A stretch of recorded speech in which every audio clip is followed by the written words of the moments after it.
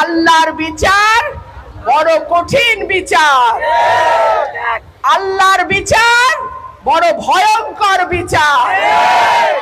আমাদের লাখ লাখ ভাইয়ের উপরে যে নির্যাতন 15 বছরে হয়েছে, আল্লাহ সাক্ষী, আজকে তাকায়া দেখেন কোথায় শেখ পরিবার, কোথায় হাসিনা, কোথায় রেহানা, কোথায় তাপস, কেউ না। মন্ত্রীরা লাশের হিসাব নেয়, মন্ত্রীরা গুম করার নির্দেশ দেয়, মন্ত্রীরা খুন করার নির্দেশ দেয়। আমার বোনের কাছ থেকে আমার ভাইকে তুলে নিয়ে যায়, আমার ভাইয়ের কাছ থেকে আমার বাবাকে, আমার চাচাকে তারা গুম করে।